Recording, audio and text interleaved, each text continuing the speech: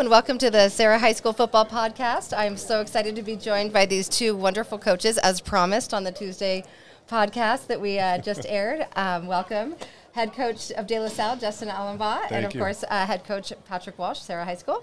Thank you for being here, gentlemen. Of course, appreciate it. Thanks for having us. It's great. Awesome. Well, we're here today with the first ever, sorry, my mic is low, the first ever spring showcase that we're sharing with both amazing powerhouse schools. How's it going out here today? Awesome. It's a great event. Patrick knows how to throw an event. There's no doubt about it. I was walking in, you could smell the barbecue going. You got the tents lined up. You got the handouts and everything. I'm like, this has P-Dub written all over it, and can't speak highly enough of the hosts that we have here. So it's neat to be out here. It's great to see football in May. Of course. And how many coaches do we have out here? Would you say? I don't know. I mean, there's roughly? I think there's at least 20 different schools here. I think that from what I've seen, and it's all the way from junior college up to Power 5. Tosh Lupoy's here from Oregon. Awesome. We have a guy all the way out from UNC Charlotte. Wow. So we have East Coast presence here. So there's Sac State's here, Davis is here, San Jose State's here, San Diego State is here. Just off the top of my head, Coach, am I missing anybody? But anyway, so no, it's great to have. And really when I think about high school football, and this is probably something that I gathered when I was a Spartan, it's about the experience. And so when you talk about having an event, it's what do we want to take away from this, right? We want to walk in. We want to smell the barbecue. We want these relationships to be formed. And right now, and I'm already happy to say that there has already been one offer today. That's amazing. I'm not going to spoil it because maybe we can do a live offer if it's May as well. allowable or whatever they call it. Yeah, let's hope so. So right now someone's life changed already by this event. And that's what this is all about. Our kids are first, and we come from the same background where love is at the center of our programs. The kids are at the center of our programs, and we put our noodles together here and made one and said, let's just do something together. It's great. It's turning out great so far. Awesome. Well, I was just I want to get into your relationship a little bit, but I wanted to say it's so awesome that both of you see the value in highlighting and showcasing your boys to, just to market them as individuals, as players, as athletes, as scholars. It's really great. So tell me about how you guys know each other and then how you guys maintain that competitive edge while maintaining that close friendship.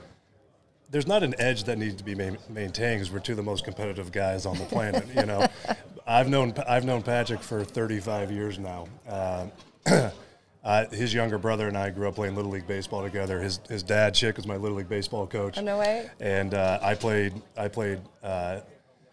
Little League, high school baseball, high school football with his brother, and Patrick actually played football at De La Salle with my brother, the same class, and they're close friends. So I grew up going to the Little League field, eating at the Ceremony Valley Little League Snack Shack and watching him play and idolizing him and going, God, I want to be like that. And I'd go to the barbecues for all the De La Salle football games, watching him, and I'd be with his brother. And then we ended up coaching at De La Salle together for a long time, and he's one of my closest friends. We got a lot of love and admiration for each other. And the biggest thing is, like Patrick was mentioning, our hearts are in the right place. We're not perfect people. I'm not trying to make that assumption or anything, but we love kids, and we love high school athletics, and we love what athletics can do. It can change lives, and I know it changed my life, and I know it changed his as well. And as close friends, why would we not be able to come together and do this type of thing? And why would we not? I hate coming out here and playing on a Saturday because it's competitive advantage, Coach. It's a competitive advantage. It's hot. I kid. It's hot in Concord, too. There's no excuses. But why would we not get to do that? This is a great event. And let's not forget something. This is about kids, and kids play sports for fun. And it's okay for them to smile. It's okay for them to have fun. I know it's De La Salle, and we're pretty hard edge, but it's enjoyable. And we got all our kids all week. We're ecstatic and stoked. The only ones that aren't are kids that qualified for the track meet. Because they're the ones that can't be here.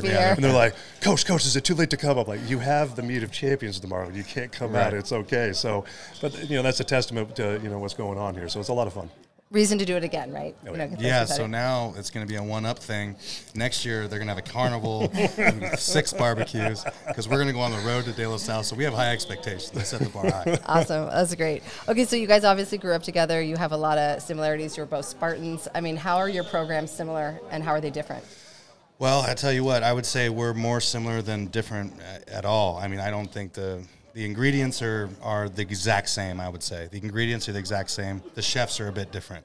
So how we mix the ingredients is what makes our programs different for one another.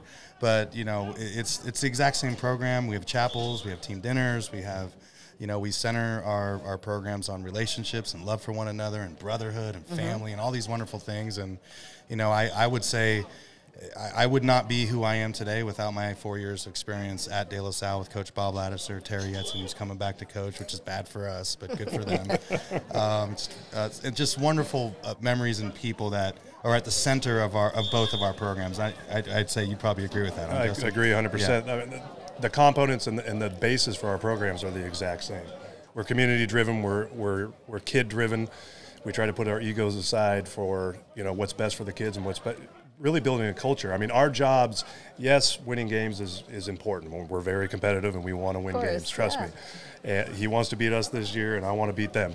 There's no doubt about that, but that is not the goal, that's an outcome. And we both view that the exact same way. The goal for us is creating an authentic team experience where kids can grow and they can feel love and they can love one another in a safe environment and, you know, grow within themselves and also as a community. And in that regard, it's the exact same. We run, you know, different offenses and slightly different defenses and all that. I mean, there's some differences there, but the core ingredients are identical. They really are. And, you know, it's not the exact same as what we had when we were, you know, in De La Salle in the 90s. Things have changed. You know, things have changed. Times have changed. The game has changed. Right? The world has changed. And, you know, the environment the kids are in have changed. Kids are still kids. You know, teenagers are still teenagers. When I look at my players, I see a reflection of what Patrick was, what I was when I was a teenager. Absolutely. Their environment is different, though. Definitely. And, you know, so some things have changed in that regard, but the core elements of the programs are identical. Awesome. That's a great answer. Well, I have just two more questions because I know you guys got to get back out there. Yeah. But one is, you know, we've talked a lot about, I mean, kind of the impetus for having showcases is obviously to market your kids to play the next level if they are capable. And that was kind of an obstacle, that whole transfer portal thing was kind of like a big obstacle. What do you both separately foresee as the next large obstacle in high school football? Well, I mean, the transfer portal is a big one, and a lot of kids are choosing to go into the junior college route because then you become a more proven commodity with that, you know, and maybe maintain a little eligibility later on. That's the biggest obstacle facing high school athletics right now. And I think the other obstacle that we're trying to get more exposure for our kids to show that they are a proven commodity. And there's just less exposure for high school kids. Now, we're lucky at De La Salle and Serra because we have a lot more exposure. But, I mean, you go to a lot of area schools and neighborhood schools, and there's a lot of kids out there that they don't have, I counted 27 different, and it's probably low, I counted 27 different colleges. It would be hard for them to get that many colleges out there, you know, and they don't get as much exposure. And those are kids, too. You know, and there's capable kids that want to continue to play at the next level there. So, you know, growing events like this where potentially it's not just De La Salle and Serra, and, you know, we get exposure out there for other kids that have the ability to do so, and they really want to. I think that's an obstacle that we're going to be facing. Great answer. Yeah, the transfer portal has just minimized opportunities for kids. You get a 2-year, 3-year proven college football player who can jump right in and play guard right away. Why would a college take a chance on a 17, 18-year-old senior? True. And that's just limited the pool. So now as coaches, there's more. What I've learned and what I've seen that trickle down effect is there's way more anxiety now. Just so much anxiety over it. And also social media and all these other things that add to these kids' lives. And I think a day like today is just trying to reduce the anxiety. So at the very least, we know we're not miracle workers. Like, there's no head football coach out there that gives scholarships. Right. I can get you a scholarship. If anyone's saying that to anyone, that coach is lying to them. Yes. They don't do that. The kids get themselves scholarships. The coaches do a great job of enabling relationship building to maybe something special like happened today earlier happens. Right. That's it. But really what I'd like to tell the public and everyone, like, let's lower the anxiety because every human being's worried about their future. And we get that. But let's not lose sight of the beautiful things that we have in our daily lives happening today. And that's what I think today, a beautiful day, celebrating those relationships is all about. Yeah, the process. I mean, being a part of a team is the most important thing. Yeah, that's where you learn the most. And you know, events like this, they help create exposure and things like that. But I agree with Coach. It's just there's a lot of anxiety out there, and, you know, especially coming out of COVID, kids are more anxious than they've ever been. That's true. There's a lot of mental health issues, and let's calm down, and, you know, let's actually focus on why we're actually doing it. And that's because, you know, we love being a part of a team and we love playing the game of football. And if we do the things correctly and you have great coaches like Coach here. There's going to be an environment where if you want to continue at the next level, you're going to have that opportunity. That's awesome, and I'm glad you brought up COVID, because I would be a very bad podcaster if I didn't bring up the fact that this is not the first positive change that you guys have made before. You recognized a need, and you came together with your wonderful values and led an entire state to get back on the court, in the field, in the pool. And so I applaud you both for that. You guys are coaches of the year, right? So it's amazing, and I think it always needs to be mentioned. And the fact that there are two coaches that have such heart for their teams and building these wonderful programs, I just feel really honored to be able to talk with you guys. So thank you. I felt something, just a weird tremor today. Like I need to reach back out to the Golden State football coaches community. Did you see that message I sent today? And I just sent a message. Good. What did it say? Nobody freak out. I didn't say that. I probably should have. But we've been dormant, but we're still here. We're always going to be here. Mm-hmm. We built this massive groundswell of coaches and energy that will support kids like literally to the death.